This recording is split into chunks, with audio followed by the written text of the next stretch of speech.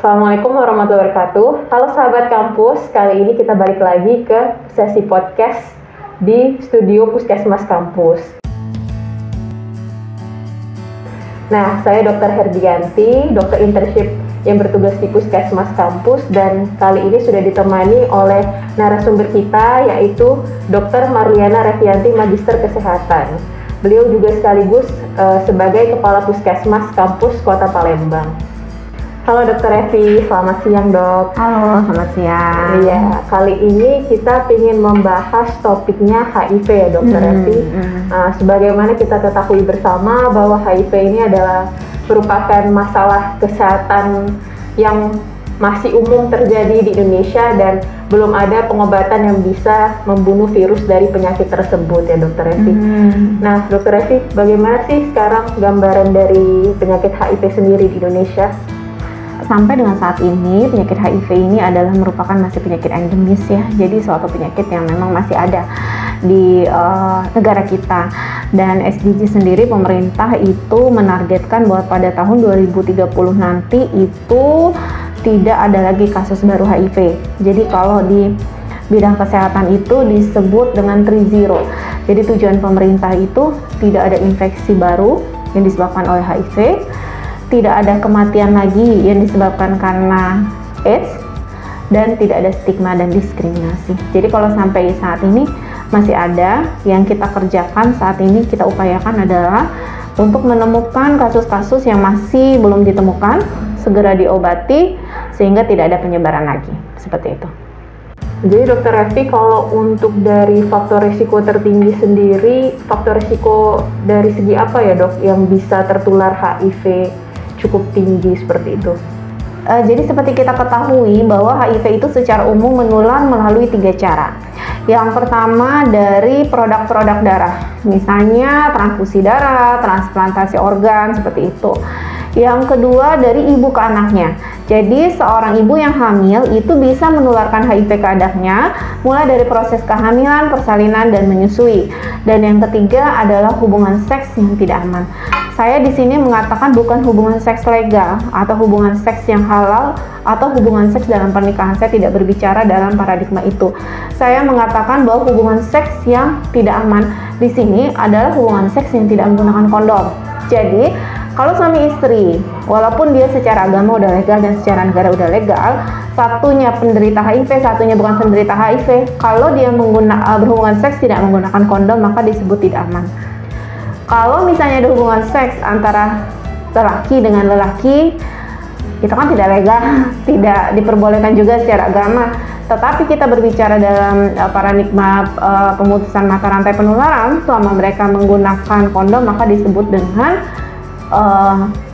hubungan seks yang aman. Kalau disebut dengan persentase, paling besar kemungkinan untuk tertular HIV ya dari transfusi darah ya. Jadi kalau orang yang ditransfusi darah oleh penderita HIV, maka hampir 100% dia akan menderita HIV.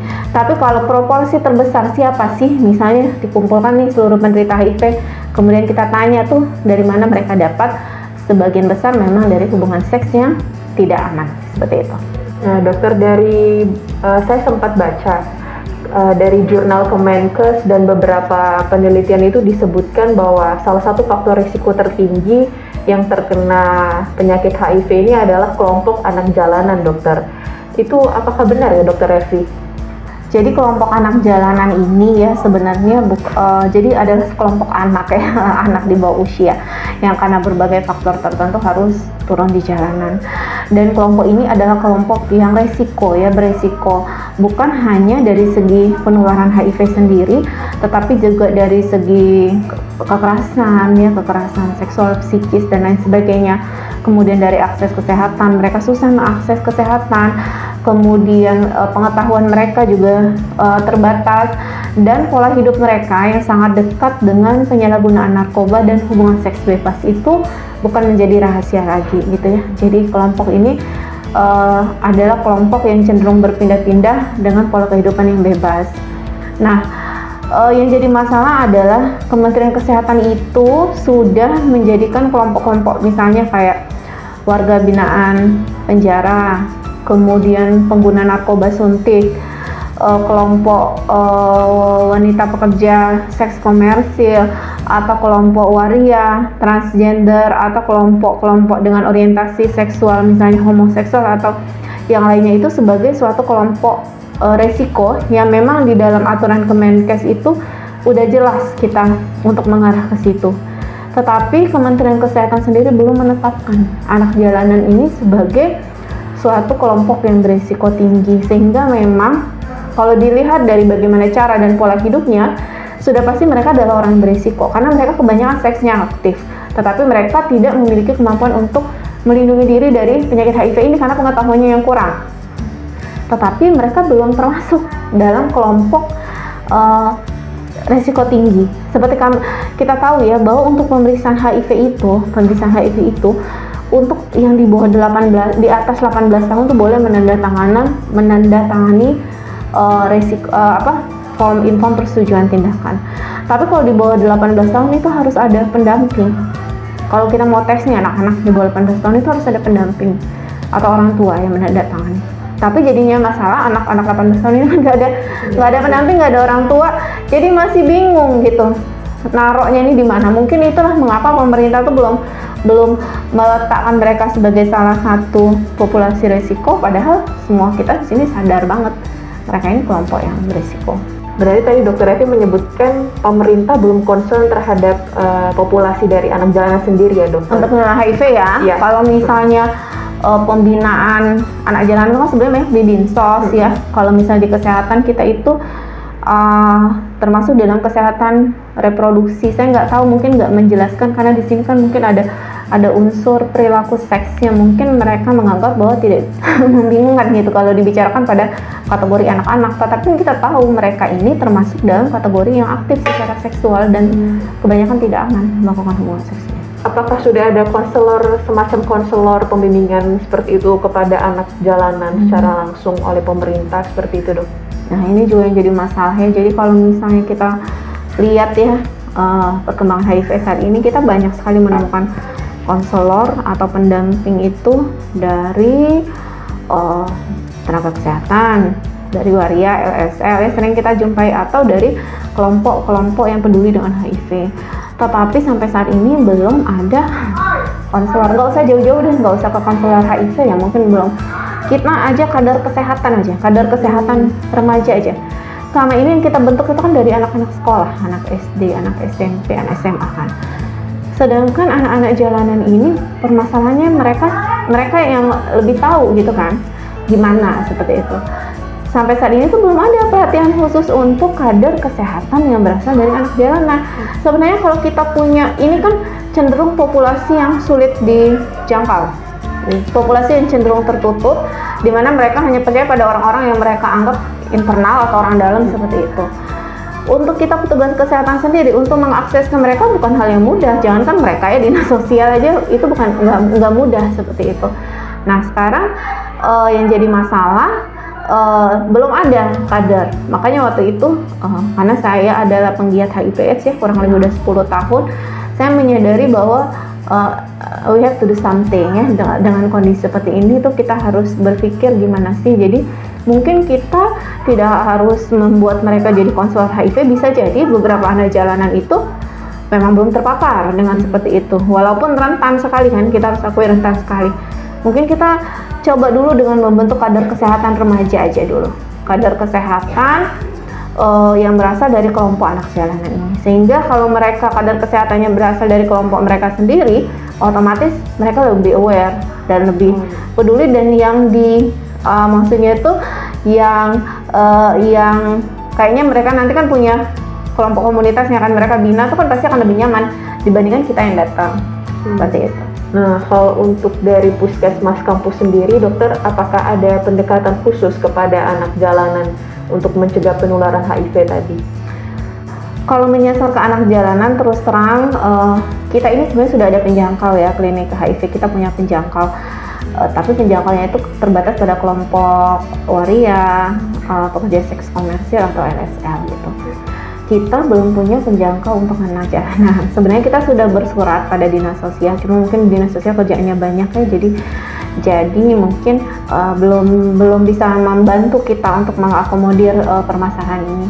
Tapi alhamdulillah kita punya kerjasama lintas sektor dengan beberapa yayasan yang peduli dengan hal ini, dan kebetulan kemarin kita mau mencari orang buat kita didik sebagai kader ini bukan hal yang mudah. Nah, ini percontohan lah ya, maksudnya kita mulai bergerak itu di 2021, kemudian dengan berbagai masalah dan tantangan, kemudian termasuk juga gelombang pandemi yang pada bulan Juli Agustus kemarin ini membuat kegiatan kita terhenti, kemudian baru berlanjut lagi sekarang. Kita sudah menemukan 10 orang untuk kita bina dan masih dalam berproses. Kita berharap nanti setelah, bukan hanya ini, bukan masalah HIV/AIDS aja ya, seluruh masalah kesehatan gitu, termasuk di dalamnya. Nanti kalau konselor itu kan pelatihannya harus khusus dan detail. Jadi kita cuma bentuk kader kesehatan saja, nanti mereka berusaha akan menjaring, mengedukasi. Kalau misalnya nanti ada masalah yang lebih lanjut, mereka bisa bawa ke kita. Jadi nanti kalau misalnya kader kesehatan ini udah lulus, istilahnya udah lulus proses pembinaan kita, nanti kita akan lakukan monef rutin, insya Allah ya, semoga bisa berkelanjutan, yang nanti kita akan awasin juga kerja mereka gimana gitu. Karena kan salah satu ciri anak jalanan ini adalah mereka nomaden gitu loh, pindah-pindah. Jadi mudah-mudahan saja dari 10 ini nanti ada yang bisa berkesinambungan, paling enggak yang udah lulus, walaupun nanti harus pindah, mereka udah tahu apa yang harus dilakukan pada kelompok mereka sendiri, seperti itu sih. Jadi Dokter Evi, tujuannya dari program Puskesmas Kampus ini harapannya agar mereka lebih dapat pembinaan untuk mereka bisa bekerja gitu ya dok ya ke depannya, atau seperti apa dokter? Salah satunya itu ya, tapi tujuan utama kita itu adalah membentuk kader kesehatan. Jadi gini, kalau di SMA kamu tahu kan ada kelompok itu ya yang kayak di dulu dokter kecil kayak gitu ya atau apa. Jadi dia bentuk kader kesehatan. Nanti kalau ada kawan-kawannya yang sakit, mereka konsul dulu sama teman-teman yang udah terlatih gitu ya. Kalau misalnya bisa ditangani, mereka tangani. Kalau enggak, mereka kirim. Nah, kita tuh pengennya kayak gitu. Jadi kan kita tahu anak jalanannya kan ada kelompoknya gitu. Sedangkan kelompok ini nih susah mereka untuk mengakses layanan kesehatan, dan sebaliknya juga layanan kesehatan susah mengakses mereka karena tadi cenderung mereka berpindah atau cenderung tertutup ya, karena kan mereka ada stigma, diskriminasi, kemudian juga ada konsekuensi hukum kan, misalnya kalau mereka ngamen dan lain sebagainya. Jadi tujuan kita itu adalah kita mengambil nih beberapa orang dari kelompok ini, kita jadikan kader kesehatan. Nanti mereka seperti itu kembali lagi ke kelompoknya. Anak-anak yang jadi kader kesehatan ini, adik-adik remaja jadi kader kesehatan dari anak jalanan ini nanti bisa memberikan pelayanan kesehatan minimal lah, paling enggak dia tahu nih, aduh kamu kayaknya dengan keadaan kamu ini kamu butuh apa, seperti itu. Jadi kurikulum yang sangat sederhana, dan dia tahu kalau udah ketemu yang seperti ini dia harus kemana gitu. Nanti kita ngarahinnya kemana. Termasuk juga di bidang HIV ini adalah memberikan edukasi bahwa yang seperti ini tuh berbahaya loh untuk kita. Nanti kalau kita seperti ini, kita bisa jadi seperti ini beberapa tahun kemudian. Itu kan mereka nggak terpapar seperti itu. Kalaupun misalnya mereka membutuhkan yang lebih lanjut, info yang lebih lanjut dan lain sebagainya, mereka bisa membawa ke kita. Karena mereka adalah dan kita yang mendampingi dan lain sebagainya, tentunya mereka kan lebih nyaman untuk datang ke sini. Seperti itu sebenarnya tujuan saya. Jadi kalau kita lihat mereka itu kayak duta-duta kesehatan untuk kelompok mereka. Ya, karena kan kalau kita mau naruh orang ke situ kan belum tentu mereka mau menerima dan mereka nyaman. Kalau dari kelompok mereka sendiri dan dididik, saya rasa informasi yang disampaikan pun juga akan lebih enak buat anak-anak itu. Seperti itu. Nah, pertanyaan terakhir nih Dokter Evi, untuk pesan moral di balik program yang dilakukan oleh Puskesmas Kampus sendiri ini apa ya Dokter Evi? Jadi kebanyakan program Puskesmas Kampus itu ya, inovasi-inovasi itu kalau saya lihat ya memang benar mengacu pada pencapaian kinerja Puskesmas yang lebih optimal. Tetapi kadang kita juga lupa bahwa selain kinerja yang harus kita capai, ada juga unsur-unsur sosial yang harus kita bantu gitu ya. Bukan hanya sekedar kita menemukan kasus HIV berapa persen dari seperti ini, tetapi kan dalam proses menemukan kasus itu kita lihat berbagai macam masalah sosial yang terjadi di sini. Dan mungkin Puskesmas Kampus tidak bisa berbuat banyak. Puskesmas Kampus itu baru bisanya ini loh. Cuma semoga dengan ini nanti itu ada perubahan, ada daya ungkitnya ya terhadap kesehatan, karena anak jalanan ini kan anak terlantar ya. Itu sebenarnya adalah tanggung jawab pemerintah sebenarnya dan di bawah dinas sosial. Kita nih sama-sama aja, cuma kita tahu bahwa dengan kondisi mereka, dengan karakter mereka, begitu banyak potensi masalah kesehatan ya.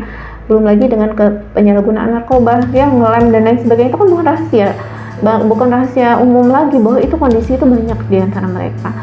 Gitu. Jadi nanti kalau misalnya kita berhasil proyek ini ya, kita nggak tahu berhasil apa enggak, cuma saya pengennya ini continue walaupun pelan-pelan tapi ada keluaran. Mungkin nanti kita selesai batch pertama 10 anak kita lulusin, mungkin nggak semuanya mungkin akan lanjut sesuai dengan yang kita inginkan, mungkin hanya beberapa, tetapi paling tidak orang-orang ini nanti bisa bawa perubahan itu buat anak-anak jalanan gini. Jadi kinerja puskesmas tercapai, misi sosialnya juga ada, seperti itu. Nanti kita juga rencananya ingin menambahkan beberapa keterampilan kerjasama dengan LSM. Jadi mereka juga punya keterampilan khusus untuk mereka hidup ya.